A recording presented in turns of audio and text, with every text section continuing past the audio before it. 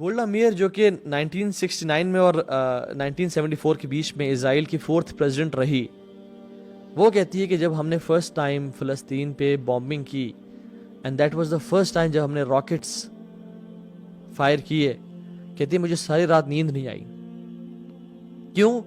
क्योंकि सुबह कैसा रिस्पॉन्स आएगा मुस्लिम उम्मत की तरफ से। अरब, नॉन अरब, मुस्लिम स्टेट्स तो चढ़ दौड़ेंगी और अपने असलहों के साथ आर्मीज को भेज देंगी, और कहते हैं we couldn't sleep all night. लेकिन जब सुबह हुई और हमने जब आंख खोली तो हम लोग आपस में बात कर रहे थे कि व्हाट हैपेंड, क्या बना, कोई रिस्पॉन्स आया? No one spoke a word, no one spoke a word. और हमें तब पता चला कि ये तो हमसे भी बदतर है, यानी हमसे ज्यादा बुज़दिल लोग हैं। और फिर ने कहा खुल के फायर करो, ये कभी जागने नहीं वाले।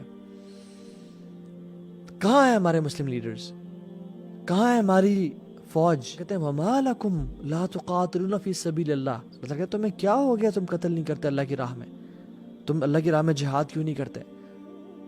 जिन लोगों पे जुल्म किया जा रहा है, मर्द, औरतें और बच्चे, वो पुकारते हैं तुम्हें, या रब हमें इस बस्ती से निकाल दे, हमें शहर से निकाल दे जहां पे जालिम काबिज होके बैठा, हम पे जुल्म और ज्यादती कर रहा है, हमें कोई अपनी तरफ से मददगार भेज दे। वो हमें पुकार रहे हैं इस टाइम, वो हमें आवाज दे रहे हैं इस टाइम, और हम हमें साम सूंघ के बैठा हुआ है। वल्लाही ये आजमाइश हम समझ रहे हैं कि उन पे है, ये आजमाइश उन पे नहीं है, ये आजमाइश हम पे है। जो इंसान म्यूजिक नहीं छोड़ सकता वो अलग-सा फतह करेगा, जो नशे नहीं छोड़ सकता वो अलग-सा को फतह करेगा, जो हराम रिलेशनशिप नहीं छोड़ सकता वो कुछ को जाके कॉन्कर करेगा, वो अल्लाह के रास्ते में लड़ेगा। It is time to leave the life of since.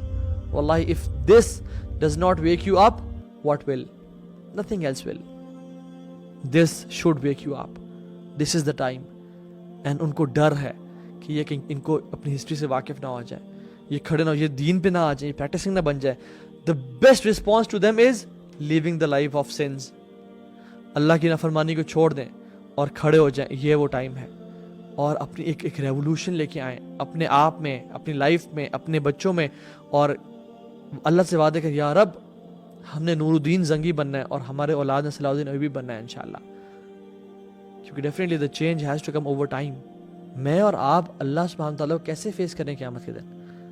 हम किस चेहरे के साथ जाएंगे उस दिन और कहेंगे या रब हमारे ही दौर में ये सब होता रहा लेकिन हम कुछ ना कर सके।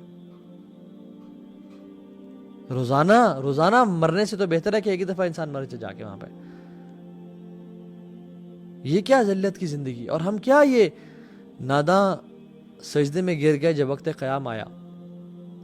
हम इबादत में मसरूफ हैं, हम नमाजें पढ़ें और सजदे करें, वो ठीक है, फ़र्ज़ है, वो करने हैं, लेकिन वल्लाही डर लगता है कि अल्लाह सुब्हानहू तआला ये पूछे कि तुम तो सजदे करते रहे, तुम बाकी काम तो करते रहे, लेकिन जब ख़वातीन पे और बच्चियों पे और मर्दों पे जुल्म किया जा रहा था फिर तुम कहाँ थे? अगर अल्लाह तुम्हारा मददगार है तो तुम पर कोई गालिब नहीं आ सकता, और अगर वो तुम्हें छोड़ दे तो फिर कौन है उसके बाद तुम्हारी मदद करे। और मोमिनों को तो चाहिए कि अल्लाह ही पर भरोसा रखें